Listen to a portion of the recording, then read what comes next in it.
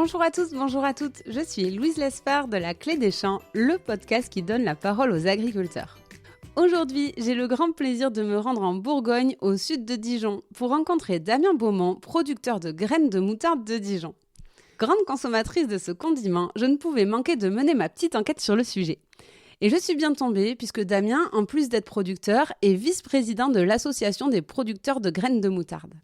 Dans cet épisode, notre invité nous raconte bien sûr les étapes de production des graines de moutarde et comment elles sont transformées pour finir en pot dans nos rayons. Et puis, vous en avez forcément entendu parler, la moutarde a défrayé la chronique suite à des pénuries en 2022. Damien nous aide à décrypter cette situation exceptionnelle. Mais plus que ça, il nous explique comment la filière s'est organisée pour négocier les prix un an en avance avec les industriels. Avant de semer, les agriculteurs connaissent donc le prix à la tonne qui leur sera remis une fois que la graine sera récoltée. Ce confort, qui devrait être une normalité, puisque qui accepterait de travailler sans savoir combien il va être payé, fait aujourd'hui une figure d'exception dans le paysage agricole. Damien nous explique le contexte et l'organisation qui leur a permis ce tour de force. Mais je vous en dis pas plus et je vous laisse en compagnie de Damien. Bonne écoute!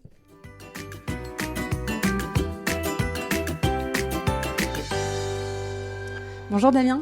Bonjour. Merci beaucoup de m'accueillir sur votre exploitation. Avec plaisir. Pour démarrer, est-ce que vous pourriez vous présenter et nous expliquer où c'est qu'on se trouve actuellement ? Alors, Damien Beaumont, exploitant depuis 2001, céréalier, producteur de graines de moutarde. Et on est situé à un petit village qui s'appelle Barges, à 15 km au sud-est de Dijon. Et là, on est dans votre bureau. Et ici, on est dans notre bureau, dans notre nouveau bâtiment qu'on a construit en 2020. Parce que d'habitude, je démarre à l'extérieur, mais là, le temps s'y prête pas trop, malheureusement. On pourra toujours faire un petit tour entre deux averses, mais effectivement, là, on est dans un temps perturbé. Et alors, quel a été le déclic pour vous de devenir agriculteur ? Est-ce que c'est votre exploitation familiale ? C'est quoi l'histoire ? Alors ici, c'est l'exploitation. Je me suis installé, c'est l'exploitation de mes beaux-parents, mais à l'origine, mes parents étaient agriculteurs aussi. Et donc, ils étaient en guerre avec mes oncles, c'est mes oncles qui ont repris la ferme, donc nous, on ne s'est pas installé dessus. Mais j'ai fait des études agricoles et l'objectif, c'était de m'installer en agriculture. Donc voilà, la vie a fait que mon épouse et ses parents étaient agriculteurs, donc j'ai repris la suite. Ok. Et alors, ils produisaient de la moutarde à ce... Alors, eux, non, ils ne produisaient pas de moutarde. C'était une ferme qui faisait beaucoup plus de betteraves et qui avait un élevage porcin. Quand je me suis installé, que j'ai repris l'exploitation de mes beaux-parents, je me suis installé avec un autre agriculteur, lui qui était vice-président de la Chambre et qui était à l'origine de la relance de la culture de la moutarde. Donc, depuis le début, il a semé de la moutarde. Donc, quand je me suis associé avec lui, j'ai emboîté le pas aussi, donc moi j'avais ma petite exploitation et donc dès le début j'ai semé de la moutarde aussi. Et donc la relance de la culture s'est faite en 1992. Moi je me suis installé en 2001, donc depuis 2001 je fais de la moutarde sur mon exploitation. Voilà, on a eu un petit creux du fait qu'on s'est converti en bio en 2020. On a été pendant 2 ans sans faire de moutarde histoire de bien nettoyer les champs, épurer les champs. Et depuis l'année dernière, pour la première fois, la récolte 23, on a ensemencé de la moutarde bio. Et là, on vient de rensemencer pour la récolte 24. Vous faites donc partie des producteurs qui se sont convertis après le Covid, qui ont fait leur conversion pendant 2-3 ans et qui arrivent sur le marché au moment où, oui, voilà, la demande c'est vrai qu'on arrive berne. sur le marché. Alors l'année dernière, le marché était vraiment très porteur. Parce qu'il était porteur aussi en conventionnel, donc ça a porté aussi. On en parlera parce qu'il y avait une pénurie de la moutarde. Il y a aussi que le conventionnel aujourd'hui c'est compliqué, parce que les intrants avec lesquels on a produit pour la récolte de 23, on les a payés très très très très cher. Et aujourd'hui on vend la récolte beaucoup moins cher, on appelle ça un effet ciseau. L'année 2022 c'était l'inverse, on avait des intrants qui étaient pas chers, on a vendu cher notre récolte. Donc effectivement il y a eu des bonnes années, mais cette année c'est l'effet inverse. Bon, c'est en agriculture, on le sait, de toute façon il y a des années bonnes, des années mauvaises. Et voilà, donc nous on arrive effectivement juste pendant, vraiment là on est à 100% en bio, qu'il y a une crise structurelle. Bon, on va essayer de se serrer les coudes et d'analyser un petit peu tout ça, mais c'est pas pour ça qu'il faut remettre en cause son modèle. Des crises, j'en ai connu aussi en conventionnel, on en a connu même plus d'une, c'est pas pour ça qu'on a arrêté le métier. Oui, bien sûr. Puis la demande des consommateurs, elle vient voilà, et puis elle reviendra. On commence, j'ai lu un article il n'y a pas si longtemps comme quoi... effectivement, c'est un petit peu compliqué, mais qu'il y a des points positifs. On s'est aperçu qu'en Allemagne, que la consommation du bio est repartie. Voilà. Parce que l'inflation, il y a aussi l'inflation qui baisse, et ce qui fait que les gens reviennent un petit peu à leurs habitudes alimentaires. Voilà, on a toujours espoir un peu de ce côté-là. Ben, on va croiser les doigts. Et est-ce que vous faites que de la moutarde ou est-ce que les producteurs de moutarde ont d'autres cultures à causer? Les cultures ont beaucoup d'autres cultures. Hein. On fait un assolement classique ici, si je peux parler des céréaliers en plaine de Dijon, la majeure partie c'est du blé, de la céréale, donc ça peut être du blé, de l'orge d'hiver ou de l'orge de printemps. Il faut un peu de colza, un peu de moutarde, après du soja, du tournesol, puis quelques cultures mineures, du sarrasin, du lin, des choses comme ça. Et ensuite, à côté, vous êtes aussi vice-président de l'APGMB. Qu'est-ce que c'est l'APGMB? L'APGMB, c'est l'Association des producteurs de graines de moutarde de Bourgogne. Donc, effectivement, j'étais au conseil d'administration depuis peut-être bien une quinzaine d'années. Et voilà, j'avais le rôle de vice-président. Et notre président, pour des raisons de santé, pour l'instant, ne peut pas assurer la suite. Donc, c'est moi qui joue un petit peu ce rôle de présidence en entendant. Voilà, donc c'est une association loi 1901, hein, dans laquelle donc on a regroupé les producteurs. On a aussi des instituts comme la Chambre d'agriculture qui est avec nous et aussi AgroSup, l'INRA. C'est eux qui nous font la recherche génétique et on a aussi avec nous les organismes stockeurs. C'est un peu une interprofession, une mini-interprofession? Oui, c'est une mini-interprofession. Voilà. Sauf que dans la PGMB, on n'a pas les industriels avec nous. Voilà. Les industriels, on est avec eux dans une autre association qui s'appelle l'AMB, l'Association des moutardiers de Bourgogne, dans laquelle il y a les industriels, il y a la Chambre d'agriculture, AgroSup et les producteurs. Tandis que nous, notre association, on gère uniquement la production. Donc on gère la production, on a quand même des relations avec les moutardiers. C'est pas ça. Par rapport à ce que les moutardiers nous commandent chaque année, voilà, on met en place la production en face. Je fais une petite parenthèse, mais les interprofessions, pour ceux qui ne connaissent pas, il y en a une dans toutes les filières, le lait, la volaille, le porc, et ça réunit les producteurs, les transformateurs et les distributeurs, grosso modo. Voilà, c'est ça. Très bien, et ben, j'aimerais bien qu'on parle un petit peu de moutarde quand même, tant qu'à venir à Dijon. C'est quoi l'histoire de ce produit dans la région et de cette production ? Alors l'historique même qui remonte très loin dans les années après-guerre, je le connais pas sur le bout de la langue, mais je crois qu'il s'en faisait pas mal après-guerre. Après, ça s'est arrêté. Plus récemment, par rapport à l'association qui a été créée en 1992, c'est un groupe d'agriculteurs avec la région et la Chambre d'agriculture de Côte-d'Or qui ont décidé de relancer cette culture de la moutarde. Donc, ils ont été voir les industriels parce qu'on a la chance d'avoir quand même 4 industriels producteurs de moutarde ici en Côte-d'Or. Qui sont là historiquement depuis des années. Qui sont historiquement depuis des années. Et un cinquième s'est greffé avec nous, un cinquième qui est sur Reims. Et donc, ils se sont associés. Ils ont voulu relancer un petit peu de cette culture de la moutarde. Donc l'objectif, c'était de relancer ça par la production. Il fallait aussi qu'on trouve de nouvelles variétés, parce qu'à l'origine, il y avait peut-être 90-100% qui venaient du Canada, pas forcément des variétés adaptées à notre climat. Oui, et puis j'ai vu que ça se semait au printemps avant, et que maintenant, au printemps, depuis et maintenant, la recherche variétale a évolué, que voilà, c'est octobre. La recherche variétale, on a essayé de trouver le gène de vanisation, trouver des plantes résistantes au gel, parce qu'ici, alors quand on a fait nos premiers essais de semer à l'automne, on avait souvent des échecs parce que les hivers étaient froids. Si on remonte 15 ans en arrière, il gelait ici. Maintenant, il gèle quasiment plus. Donc, on n'aurait peut-être pas eu ce souci-là. Effectivement, donc la recherche génétique a fait qu'on a trouvé des variétés qui sont résistantes au gel parce qu'on s'est aperçu qu'on a quand même une meilleure production avec des semis d'automne que par rapport à des semis de printemps.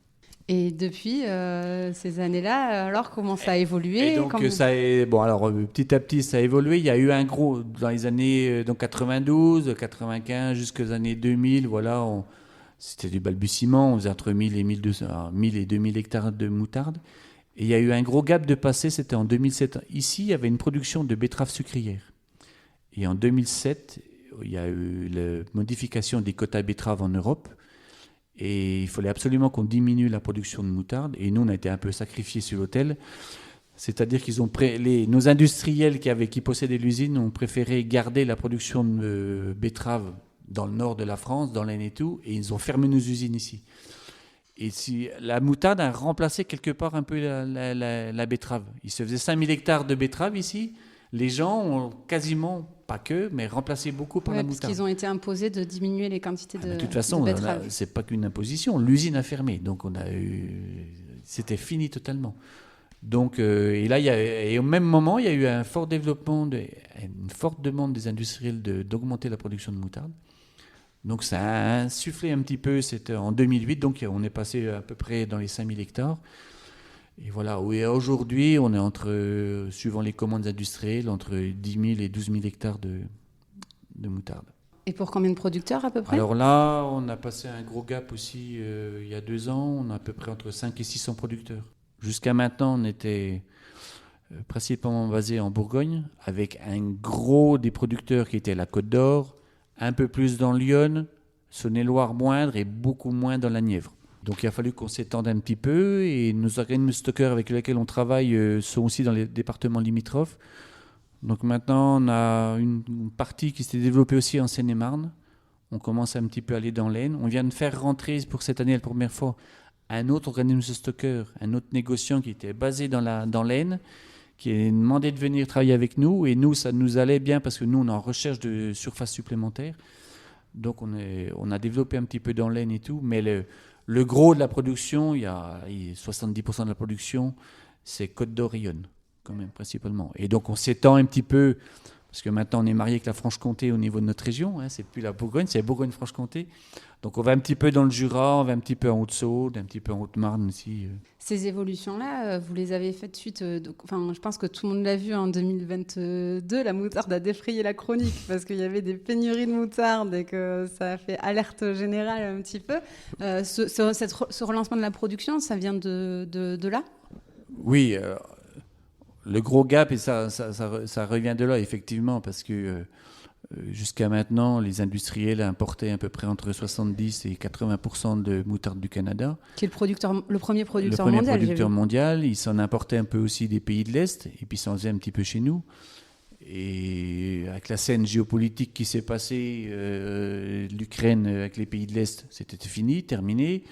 Ça a tendu un petit peu les marchés aussi économiquement, parce que ça a fait flamber les cours mondiaux de la moutarde. Et il y a aussi, on voit que le Canada est impacté aussi par le réchauffement climatique. Eux qui avaient assuré une production un petit peu tout le temps un peu stable, et ils ont commencé à avoir des gros à-coups. Et là, effectivement, ils ont une forte diminution eux aussi. Donc, ce qui fait que voilà, les industriels se sont peut-être dit, bon, allez, aujourd'hui, stratégiquement, il ne faut peut-être pas être dépendant à 70-80% d'un seul lieu de production. Donc il y a une volonté d'augmenter la production aussi en France. Voilà, ça ne se fait pas du jour au lendemain parce qu'il faut développer ça, il faut trouver des nouveaux producteurs, il faut mettre en place le suivi, c'est assez peu compliqué, mais on va dans cet objectif-là. Mais le cas est intéressant parce que les crises successives qu'on traverse et la diminution du nombre d'agriculteurs aussi, vous représentez plus que 1,5% de la population active.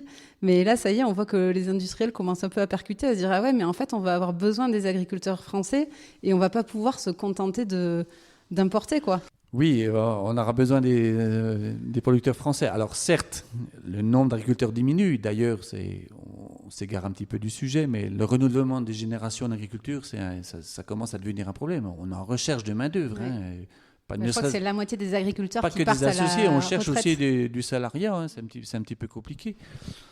Il y a aussi que les surfaces diminuent. L'urbanisation fait que... Je crois que en Côte d'Or, on doit perdre entre 150 et 200 hectares par an. C'est quasiment une exploitation. On ne se rend pas compte à l'échelle... On disait à l'échelle de la France, à un moment on parlait d'un département. Ça me paraît beaucoup parce que ça veut dire qu'en 90 ans, il n'y aurait plus rien. Mais on n'en est pas de là, je pense. Mais au niveau de la France, je ne sais pas ce qu'on peut perdre, mais c'est assez important. Mais oui, effectivement, donc ils se rendent bien compte que... Et aujourd'hui, on est aussi dans une volonté... Un grand mot à la mode, c'est le développement durable. Pourquoi aller chercher de la moutarde au Canada alors qu'on a les possibilités d'en faire en France, éventuellement, ou dans des pays limitrophes beaucoup plus près. Donc voilà, par rapport à ça. Et la logistique coûte cher aujourd'hui. Et la géopolitique fait que du jour au lendemain, des bateaux ne peuvent plus circuler, plus de bateaux disponibles. On a bien vu que la crise du Covid, il n'y a plus de bateaux disponibles. C'est pour ça que le fret a coûté cher. Les prix des matières premières ont coûté très, très, très cher. Donc voilà, donc ils veulent se recentrer un petit peu dans le coin. Moi, je trouve ça très bien. Donc après, Dans le coin, la Bourgogne, vous n'êtes pas chauvin quand même, parce que vous acceptez du coup d'étendre le périmètre pour prendre d'autres producteurs, d'embarquer d'autres producteurs avec vous, de d'autres départements et régions. Oui. Mais il y a aussi qu'on veut sécuriser un petit peu dans d'autres régions. Pourquoi ? Parce qu'on a eu une expérience par rapport au colza qui nous a impacté aussi. C'est qu'ici, la Bourgogne était le premier producteur de colza, notamment Lyon, qui était le premier département français producteur de colza. On a eu des problèmes d'insectes. Lyon est devenu quasiment à zéro colza. D'accord ? On ne pouvait plus faire de colza. On avait ces fameuses petites altises, grosses altises, les altises comme ça. Ça a apparu dans le nord de Lyon. C'est redescendu petit à petit et aujourd'hui, elles sont chez nous. D'accord ? Parce qu'on a un fief où on faisait beaucoup d'oléagineux. Et donc, si jamais on se concentrait toute notre production ici, on pourrait ne plus du tout faire de moutarde éventuellement. Donc, c'est pour ça qu'on commence à s'élargir un petit peu. Quand on va en Seine-et-Marne, on va dans l'Aisne, ils sont beaucoup moins impactés ici que par rapport à ces bestioles-là. Okay. Vous répartissez les risques donc sur le territoire. Donc on essaye de répartir le risque. Et on essaye aussi, on ne peut pas tout faire en Bourgogne non plus, parce que alors la Bourgogne, il y a quand même, notamment la Côte d'Or, il y a toute la partie plaine ici qu'on voit sur Dijon qui est en bonne terre. Après, il y a tout le nord du département qui est en terre beaucoup plus séchante. C'est déjà un peu plus compliqué de faire de la moutarde. D'accord ? On ne peut pas en faire partout non plus. Donc c'est pour ça qu'on essaye de sécuriser, entre guillemets, parce qu'il y a aussi le réchauffement climatique pour avoir... ici, on a en Côte d'Or, le gros de la production, on appelle ça un peu le triangle d'or, qui est la plaine de Dijon, Nuit-Saint-Georges, Genlis, Dijon et tout. Il se fait beaucoup de surface. Il suffit qu'ici, il y ait un accident climatique, qu'on n'ait pas du tout d'eau pendant un moment, alors qu'il peut pleuvoir dans le nord du département. Ce serait vraiment... manquer de vision. Manquer de vision par rapport à ça. Donc on s'élargit un petit peu, pas trop, parce qu'après, il faut quand même... Pas trop, on y va doucement, parce qu'après, il y a un suivi. Aujourd'hui, on n'a qu'un technicien qui suit ça, donc on vient d'en rembaucher un deuxième. Il faut qu'on progresse doucement pour accompagner les producteurs par rapport à ça. Voilà, c'est ça. Et ça m'amène à la minute économie du podcast. Un des éléments clés, c'est la rémunération des producteurs. Pour qu'ils aient envie de produire de la moutarde, il faut que ça soit intéressant financièrement. Qu'est-ce que vous mettez en place là-dessus ? Alors, la particularité de la moutarde, c'est que avant de semer, on sait déjà le prix qu'on va être payé de la récolte. Okay. Ça, c'était un travail qui a toujours été fait et une volonté qui a toujours été faite. Et ça, je trouve très bien. Au moins, on sait où on va.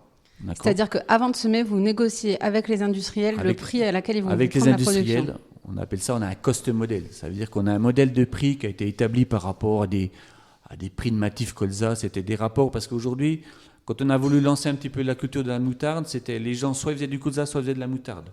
Donc on a fait un petit peu une calcul des différences des charges des deux cultures. Et par rapport à ça, il y avait tout un calcul, mais qui évolue un petit peu. Et ce qui fait que, voilà, on négocie avec chaque industriel le prix d'achat. On leur dit, voilà, pour nous, ce serait ce prix-là par rapport à nos coûts de production aussi, un petit peu. Voilà, c'est de la négociation. Après, en général, ils acceptent un peu. On est toujours dans une base de prix qui est acceptable. Et du coup, suite à ça, donc, ils nous valident les tonnages qu'ils veulent. Donc ça, on essaye de faire ça un petit peu fin mai. Voilà. Et ce qu'on veut, c'est qu'arriver juste avant moisson, donc fin juin, qu'on ait un petit peu la commande des industriels. Parce que les agriculteurs ici, donc ils commencent déjà leur assolement. Une fois que la récolte arrive au mois de juillet comme ça, ils commencent à penser qu'est-ce qu'ils vont ressemer. Donc ce qu'on veut absolument, c'est, voilà, avant début juillet, avoir les quotas, quoi, entre guillemets. Les quotas, la demande de production industrielle, qu'on puisse mettre les surfaces en face. Et donc, on a aussi le prix. Donc, les gens peuvent tout de suite s'engager avec ou pas. Voilà. Ouais, c'est sécurisant pour l'agriculteur. C'est très sécurisant pour l'agriculteur. C'est une des seules filières aujourd'hui qu'on a ce prix-là. Comment vous avez réussi ce tour de force, entre guillemets, de... Ça a toujours été comme ça dès le début. C'est notamment, j'imagine, à l'histoire, le fait que la production avait quasiment disparu et que tout le monde a voulu un peu la relancer. Oui, toujours voulu la relancer. Et puis, d'un autre côté, les industriels aussi aiment bien avoir un prix. Alors, certes, certaines années, on a pu être décalé du prix parce qu'il suffit que les matières premières flambent et puis on aurait pu se dire, bah, effectivement, là, on est perdant parce qu'on a négocié le prix bien avant. Mais il y a des années, c'est l'inverse. Il y a des années que le prix d'après est redescendu alors que nous, on avait négocié un prix haut. Voilà, donc c'est pas toujours facile. Mais au moins, on a une vision économiquement, c'est beaucoup plus facile à gérer. On sait où on va et les industriels savent où ils vont au niveau du prix. Ce serait un exemple à reprendre peut-être sur d'autres filières. Sur d'autres filières, tout à fait. Mais ça demande de gros changements. Voilà. Et alors, maintenant, on peut le faire par le biais des prises de position sur les marchés à terme, des choses comme ça. Sauf que sur les marchés à terme, on s'engage sur un tonnage. Alors que nous, on s'engage sur une surface. Bon, on essaye de s'engager sur un tonnage, mais on n'est pas Oui, surtout il y a un engagement sur le prix, parce Il y a un qu'effectivement engagement des sur le engagements sur le prix, tonnage pour les et sur le agriculteurs. tonnage, on essaye de le faire au maximum, mais on n'a pas de pénalité si on ne fait pas le tonnage. Et on n'a pas de pénalité non plus si on fait un surtonnage. C'est quand même un bon point. Et alors au niveau du prix aussi, j'ai vu qu'il y avait un gros effort qui avait été fait sur le prix à la tonne. Vous pouvez nous raconter ? Oui, alors c'est monté un petit peu crescendo, parce qu'on a été pendant quelques années, les années 17, 18, 19, là on était dans les prix à peu près, dans notre Cosmodel, on tournait entre 800 et 850 euros la tonne. Voilà. Après, ça a commencé à se tendre un petit peu parce que nous, effectivement, on faisait aussi moins de récoltes ici parce qu'on avait les fameux problèmes d'altise qu'on vous parlait comme ça. On a diminué un petit peu en surface. Les industriels ont une volonté quand même aussi d'augmenter un petit peu leur production, donc il y a une demande. Et donc, à un moment, nous, on avait du mal à trouver des producteurs parce qu'il y a aussi le colza qui se vendait bien, d'autres cultures se vendaient bien. Techniquement, la moutarde, c'est un petit peu plus compliqué parce que il y a aussi qu'on a un petit peu moins de moyens de production. Alors, je parle du conventionnel. Il y a beaucoup moins de matières actives pour des désherbages, des fongicides, des insecticides. Je veux dire, c'est des produits qui ont été supprimés et du coup, il n'y a pas de solution technique pour lutter. Il n'y a pas de solution technique. Et comme ce sont des cultures mineures, les grandes boîtes phyto ne vont pas forcément investir des millions d'argent là-dedans parce que pour eux, ça représente peu de surface. Pour trouver des nouveaux produits. Aujourd'hui, tous les moyens de production qu'on a eus, c'était souvent des dérogations qu'on a. Des dérogations l'année qu'on a parce que c'est une crucifère et que le colza est une crucifère. Voilà, donc ça a été un petit peu compliqué. Et voilà, et après, il y a eu la grande crise. Donc, je vous dis, on était à 850, après on est monté à 900 et à un moment, les industriels nous disent « Ah, il nous faudrait quand même plus de surface ». Donc, à un moment, on leur a dit si vous voulez plus de surface, il faut mettre plus de prix. Donc, on était remonté un petit peu à 1350 euros la tonne. Voilà. Et là, d'un seul coup, il y a eu la grande crise suite au Canada et tout. Et alors, c'était. Et vous êtes riche maintenant. Non, mais c'était mon ancien président qui avait négocié ça. Et on a annoncé un prix de 2000 euros la tonne. Alors, effectivement, 2000 euros la tonne, on n'avait jamais vu ça. Et donc, les producteurs ont vraiment joué le jeu. Et donc, tout le monde s'est lancé dedans. Et les industriels avaient vraiment besoin de moutarde. Parce qu'on entendait parler quand même. Alors, 2000 euros, ça paraît cher. Mais on a entendu parler. Alors, ce n'est pas les volumes qu'ils achètent de la moutarde à 4000 euros la tonne.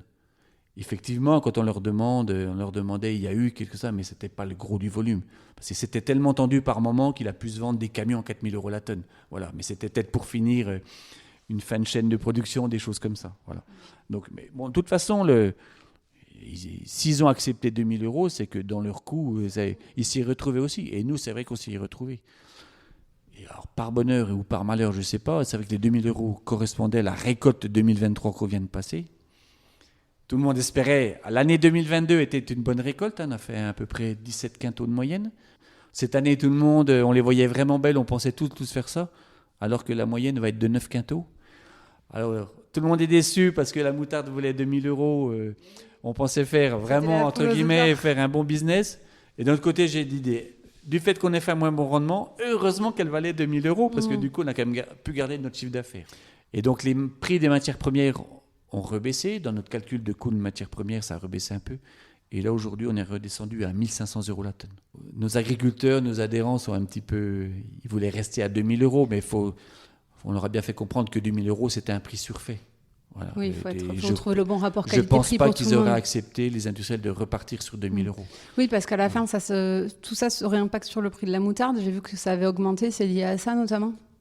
Alors, on n'arrive pas trop à savoir un petit peu le coût de production de la graine de moutarde comme ça. Mais ils ont eu des complications. À un moment, quand on a parlé qu'il y avait une pénurie de moutarde, ils avaient de la moutarde, ils n'avaient plus de pots en verre et plus de carton pour emballer les pots en verre pour expédier. C'est vrai que tout ça avait beaucoup augmenté. Ils ont manqué des pots en verre, d'accord ? Parce que comme l'énergie coûtait très très cher, toutes les entreprises qui faisaient des pots en verre, des choses comme ça, donc ils avaient arrêté les fours, entre guillemets, ça coûtait trop cher, donc ils ont eu des pénuries à ce niveau-là aussi. Alors aujourd'hui, je pense que leur coût de production, la main-d'œuvre, l'énergie comme ça, leur coûte beaucoup plus cher que la graine de la moutarde. Après, il y a un marché de la moutarde. Ils sont tous concurrentiels entre eux. Il n'y en a pas un qui va acheter la moutarde 4000 euros parce que l'autre l'a acheté 2000. Voilà, il y a un prix de marché qui essaye de se tenir. Voilà, même s'ils achètent toujours un petit peu plus cher qu'ici, ici qu'au Canada, voilà, mais bon, On leur fait comprendre que la moutarde est de meilleure qualité ici. Bien sûr. Et alors, c'est quoi vous nous avez un petit peu dit, mais les étapes de production de la moutarde, c'est quoi sa saisonnalité? Comment vous travaillez toute l'année? Alors, la saisonnalité, on parlait tout à l'heure du printemps et de l'automne. Voilà. Maintenant, on essaye à 100%, je parle pour la moutarde conventionnelle, 100% de semer à l'automne. Donc, on sème ça fin septembre jusqu'à mi-octobre. Voilà, et donc elle va pousser gentiment tout l'hiver. C'est une plante qui ne s'arrête pas, elle pousse un petit peu tout l'hiver. Alors maintenant, quand on a des hivers, on a beaucoup moins de froid ici. Et ce qui fait qu'il faut qu'on la sème pas trop tôt, parce qu'elle a tendance toujours à pousser. Et elle peut arriver à floraison un petit peu trop tôt dans son cycle. Et maintenant, on a des gels de printemps. On s'aperçoit qu'au mois d'avril, au mois de mai, on a des gels. Et ce serait vraiment néfaste qu'elle soit en fleur à cette époque-là, qu'elle gèle, parce que là, ce serait vraiment une destruction totale. Donc voilà, mais classiquement, on sème ça à l'automne, allez, on va dire 1er octobre, et on récolte ça à peu près au 15 juillet, avec une moissonneuse classique en même temps que des blés, que des colzas, que des orges. Ok. Voilà. Et donc elle fleurit autour de Elle juin? fleurit autour de... Oh non, un petit peu plus tôt, elle va fleurir à partir du 15 avril, du 15 mai un petit peu près. Voilà. Alors on en sème aussi encore un petit peu au printemps, voilà, parce qu'il y a des gens qui n'ont peut-être pas forcément pu semer à l'automne, qui n'étaient pas prêts, des gens qui essayent de ressemer au printemps. Et il y a aussi que maintenant on essaye de semer de la moutarde en dérobé.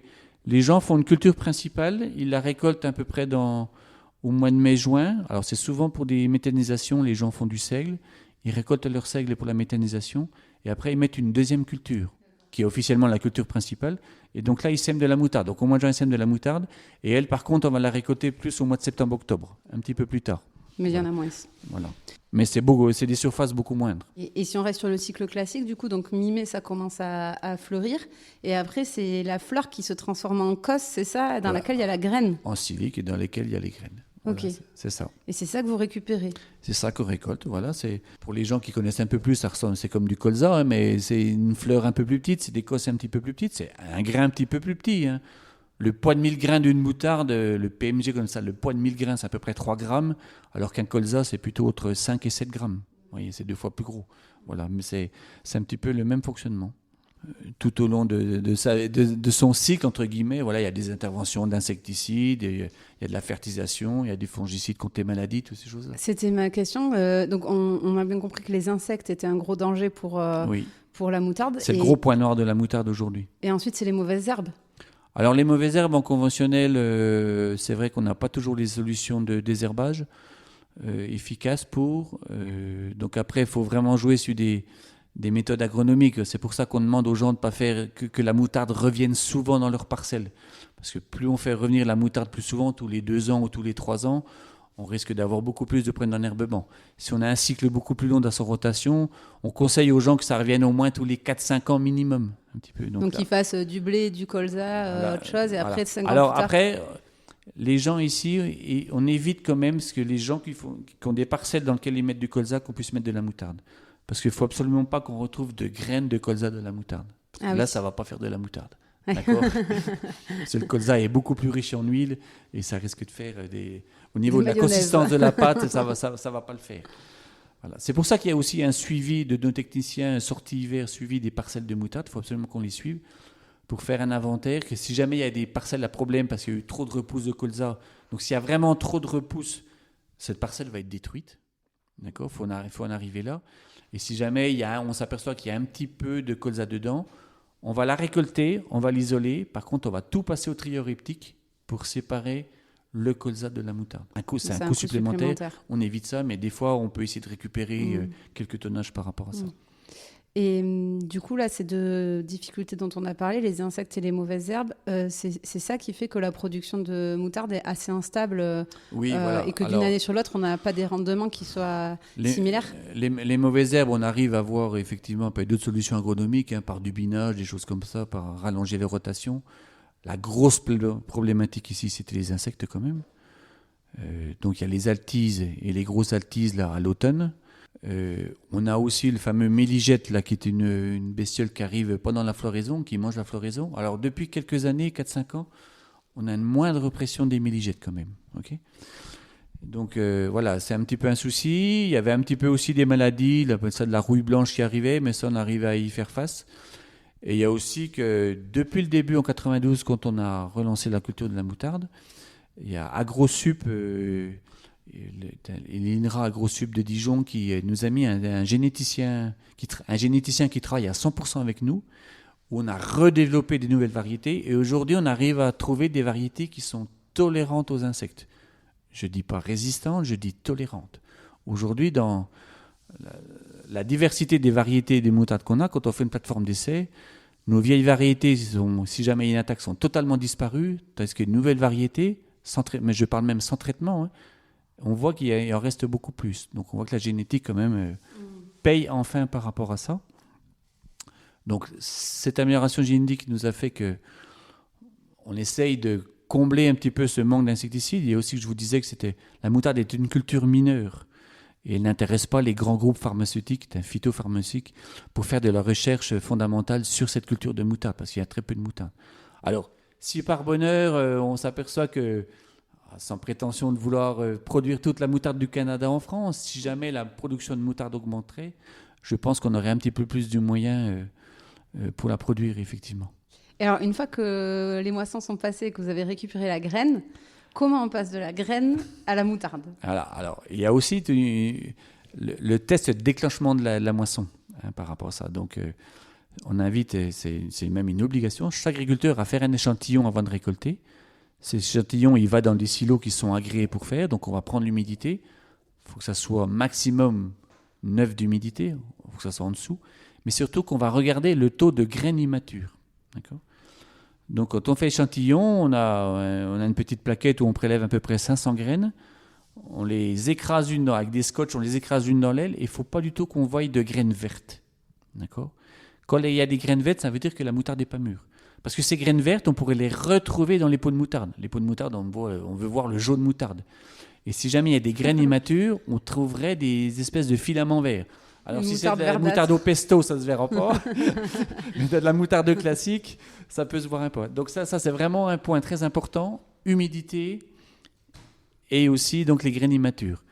Si son test est valable, donc chacun va récolter chez lui. Et donc après, il y a un silo qui lui est concerné. Avant, il sait où il va livrer.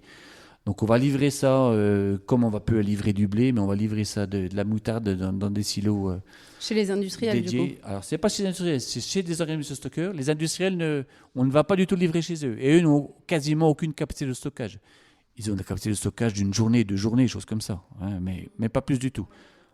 C'est dans un silo principal là, d'un organisme de stockage qui s'appelle Dijon Céréales à Bretenière, là, à peu près à 10 km. Tout est rapatrié ici. Et tout est stocké là-dedans. Ils reçoivent même, la moutarde du Canada est arrivée chez eux, alors dans des silos séparés, hein, parce que c'est vraiment très séparé. Et eux, après, donc, ils font des mélanges, ils nettoient la moutarde, comme ça, aux normes par rapport à ce que demandent les industriels. Okay ? Donc nous, l'agriculteur, une fois livré dedans, c'est plus notre business, entre guillemets, c'est notre business. Voilà. On va toucher le premier acompte au 1er octobre. On est payé en 3 fois. Hein, 50% 1er octobre, 25% au 1er avril et 25% au 1er juin, le solde. Voilà, on est payé en 3 fois, voilà, sur la somme qui avait été décidée au départ. Et voilà, donc après, c'est les organismes de stockeurs qui se débrouillent avec les industriels pour leur livraison. Je ne peux pas dire, moi, producteur de moutarde, moi, je livre chez tel ou tel industriel. Telle marque non, ou telle c'est marque. Pas ça. C'est mélangé dans des cellules, il y a des variétés spécifiques. Certains industriels veulent plus une variété, après, ils leur font des mélanges de variétés, mais c'est leur business industriel, entre guillemets, quoi. Nous, on ne s'en occupe pas de ça. Et après, donc, une fois que ça arrive chez l'industriel, quelles étapes il met en place pour que ça se transforme en moutarde ? Alors, une fois que c'est industriel, donc je pense que c'est déjà renettoyé chez eux, parce qu'ils nettoient encore plus finement, mais ça arrive déjà vraiment propre. Ils nettoient finement. Après, donc, je crois que de mémoire, ils la font tremper. Donc, on appelle ça du verjus. C'était du vinaigre avec du vin blanc, puis un petit peu d'eau. C'est pour faire gonfler un petit peu la graine de moutarde, en fin de compte. Et après, ils la passent, alors certains sous une meule de pierre. C'est là qu'elle est broyée pour récupérer le tégument jaune. Le son, la cosse marron est enlevée. Et après, ils font leur mélange classique, qui remettent du vin blanc avec. Ça, c'est des process industriels. C'est leur recette à eux, mais ça marche comme ça. Combien il y a de variétés de moutarde et chaque variété a un goût différent ? Alors, chaque variété n'a pas forcément un goût différent, mais a des critères techniques un petit peu différents. Une peut être plus riche en huile, Une peut avoir plus de synigride. L'autre peut-être peut-être une pâte un peu plus consistante, l'autre un petit peu moins comme ça. Alors il faut savoir que le choix des variétés, donc une fois qu'elles sont testées en essai par AgroSup et aussi en plein champ chez les agriculteurs, tous les ans on a un petit conseil scientifique où avant justement une fois que les industriels nous ont dit le tonnage comme ça qu'ils souhaitaient, pour mettre la production en face, on discute avec eux des variétés. Donc une fois qu'on a récolté nos essais là, début juillet, on a monté un processus, c'est chez Unilever Amora qui s'occupe de ça. Ils ont un peu un truc test, on leur envoie quelques kilos de graines, ils essayent de faire de la pâte de moutarde tout de suite avec, et c'est eux qui nous valident, qui nous disent cette variété-là, elle est bonne ou elle n'est pas bonne. Et après, donc, on a un petit conseil scientifique avec des techniciens puis avec des industriels pour leur dire, écoutez, ok, on va dans ce type de moutarde de variété. Alors avant, on faisait des variétés pures, maintenant, on fait des mélanges de variétés. D'accord ? Et dans ce mélange de variétés, on a 2 mélanges aujourd'hui, on a 5 variétés différentes. Alors avec des proportions plus ou moins différentes, mais c'est eux par rapport à leurs essais qui nous disent, voilà, vous mettez 25% d'une, 25% de l'autre, voilà. Donc parce qu'il y en a une qui peut être un peu riche en huile, l'autre un peu plus riche en synigride, l'autre un peu plus riche en protéines, et c'est un équilibre qu'ils trouvent entre eux par rapport à ça. Et nous, ce mélange de variétés, c'est aussi un peu une assurance rendement par rapport à nos producteurs. Parce qu'on sait que là-dedans, il y a une variété qui peut produire moins. Ouais, okay. Donc, quand on mettait ces variétés-là chez l'agriculteur, au bout d'un moment, il dit moi, tu m'as mis la mauvaise variété, est-ce que l'autre, machin. Et donc, on a réussi, c'est depuis 2 ans, c'est tout, hein, on a réussi à faire un mélange de variétés et on stabilise un petit peu cette production.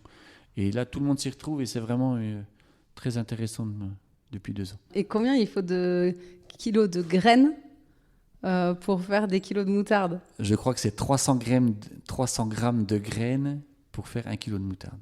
Il y a 2 tiers en gros dans le pot, il y a un tiers de graines de moutarde et 2 tiers de vin blanc et compagnie. Voilà. Et j'aimerais bien quand même qu'on parle de l'IGP moutarde de Bourgogne. C'est pas une IGP moutarde de Dijon, c'est moutarde de Bourgogne. Qu'est-ce qu'elle implique, cette IGP ? Alors, cette IGP, elle implique, l'IGP Bourgogne, elle implique déjà que la production des graines soit produite sur la région Bourgogne. Je parle bien de la Bourgogne, des 4 départements historiques de la Bourgogne, parce qu'aujourd'hui on est marié avec la Franche-Comté, donc ça s'appelle Bourgogne-Franche-Comté, mais il faut que ça soit produit là. Et aussi, il faut que dans leur recette, qu'ils ajoutent du vin blanc produit en Bourgogne. Voilà, c'est principalement ça. Et que ça soit transformé ici aussi, j'avais vu. Et que ça soit transformé aussi ici. Voilà, mais ça, il n'y a pas de souci. Et ça m'amène un peu à la question de l'auditeur. C'est Aurélie qui demande est-ce que quand il y a écrit moutarde de Dijon, la moutarde vient de Dijon, ou est-ce qu'en fait il faut prendre l'IGP moutarde de Bourgogne pour être sûr de ça ? Alors, si on veut être sûr qu'elle vienne de Dijon, il faut prendre l'IGP Bourgogne. Parce que la moutarde de Dijon, en fin de compte, c'est une recette. Ce n'est pas une AOP ou une IGP, pas du tout. D'accord ? On peut faire de la moutarde de Dijon. Avec des graines du Canada. Avec des graines de Canada transformées à Bordeaux ou à Biarritz ou à Nice ou je ne sais où. D'accord ? C'est une recette. Ok. C'est pas trompeur pour le consommateur, ça ? Si, c'est un petit peu trompeur, effectivement. Après, c'est comme ça. J'ai pas en tête d'autres productions, mais je suppose qu'il y a aussi d'autres productions qui sont un petit peu comme ça. Oui. On entend dire que le jambon de Bayonne, tout, c'est pas forcément des cochons qui viennent de Bayonne ou du Pays Basque. Hein, donc voilà. Donc après, c'est. Et vous, en tant que producteur du coin, vous avez jamais voulu... parce que finalement, ça s'appellerait moutarde sur le pot, tout le monde comprendrait ce que c'est, quoi. Il n'y aurait pas besoin de mettre moutarde de Dijon. Vous avez jamais voulu interdire l'utilisation du terme moutarde de Dijon pour le préserver vraiment au local ? Alors après, ça c'est des choix politiques. Après, c'est les industriels qui gardent ça parce qu'effectivement, la moutarde de Dijon, c'est emblématique. On parle de la moutarde de Dijon depuis tout le temps, donc ils ont voulu garder ce nom-là. Après, ils communiquent pas forcément sur moutarde de Dijon, hein, parce que les industriels communiquent aussi par rapport à leur marque, par rapport à ça.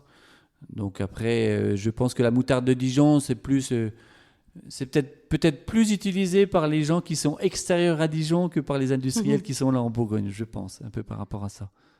Voilà. Après, ça fait une belle pub pour la région. Oui, c'est une pub pour la région, voilà, c'est... Comme il y a la dentelle du Puy, il doit se faire de la dentelle de partout. Il y a le saucisson de Lyon, il y a les andouilles de Troyes, et l'andouillette, ils s'en mangent ici aussi. Donc, chaque pays défend un peu ses origines. Et d'un point de vue gustatif, est-ce que la moutarde, c'est un produit qui est gras ? On peut en manger tous les jours ? On peut.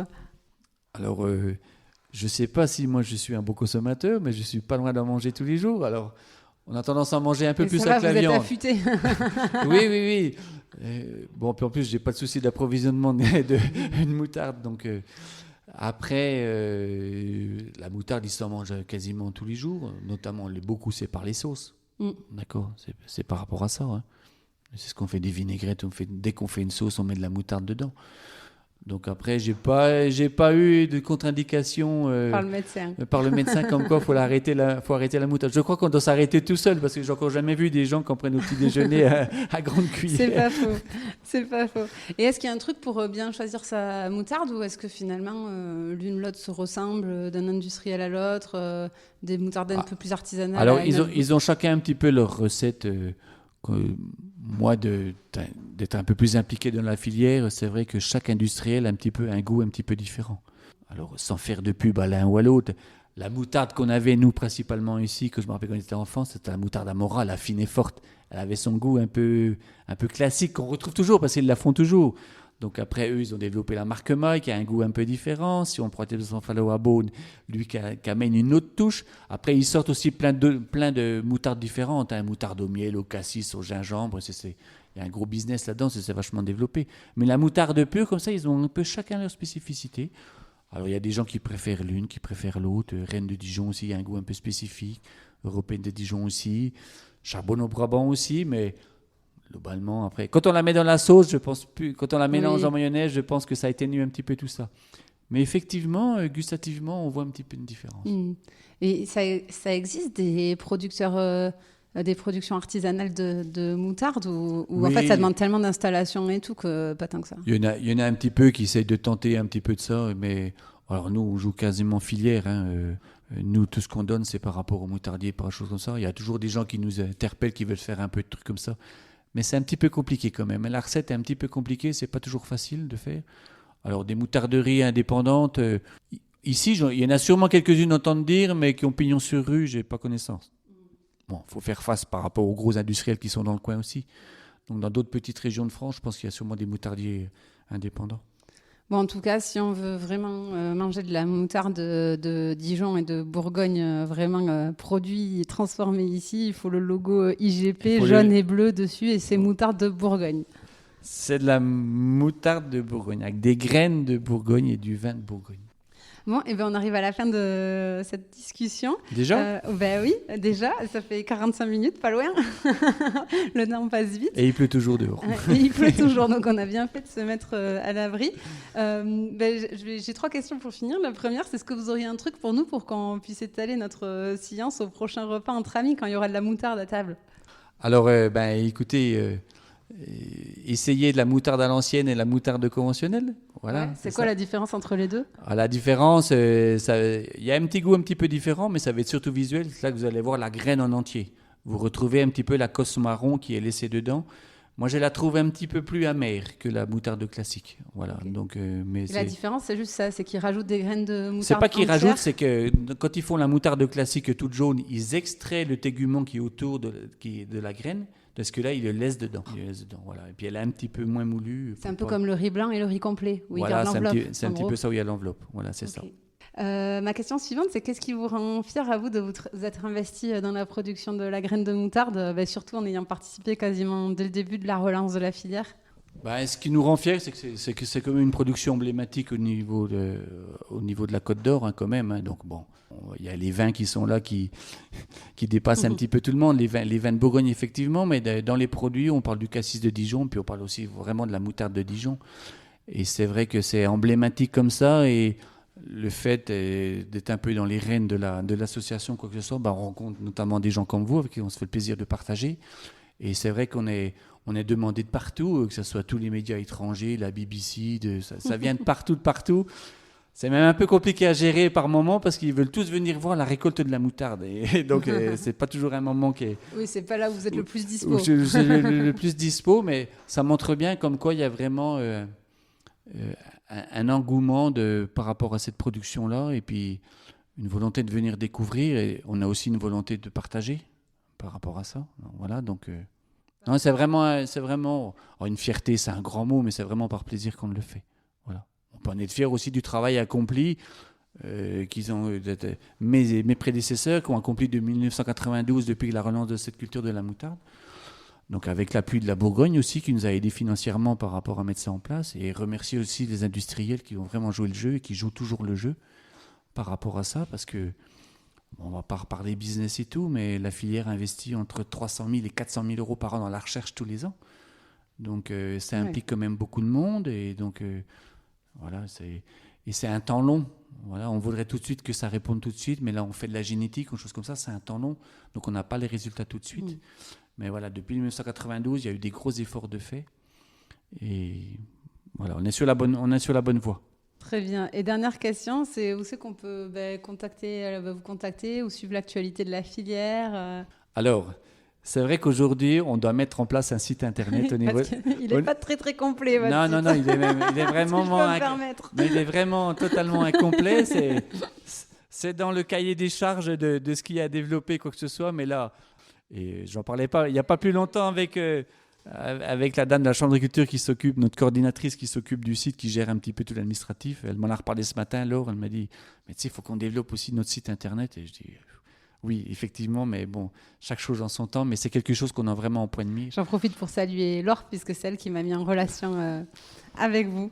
Bon, et bien merci beaucoup pour votre temps et pour toutes ces explications. Je pense que ça y est, à la fin de cette interview, on sait tout sur la moutarde de A à Z. Donc, moi qui en suis une consommatrice, je suis bien contente. Il ne reste plus qu'à déguster.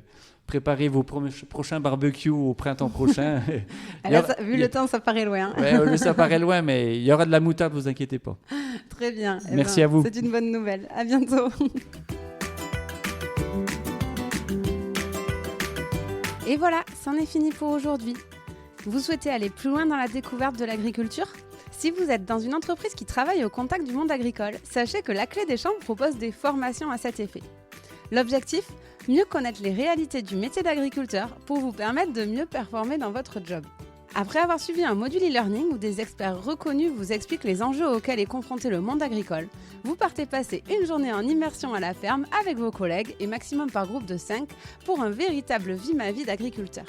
L'occasion de passer de la théorie à la pratique et de profiter d'un temps d'échange privilégié avec l'agriculteur qui vous reçoit.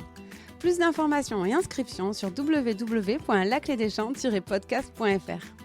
Et avant de partir, dernière chose, si le podcast vous plaît, n'hésitez pas à lui mettre une note 5 étoiles ou à en parler autour de vous. Ça m'aide énormément à faire connaître le podcast. Merci beaucoup et je vous dis à très très vite.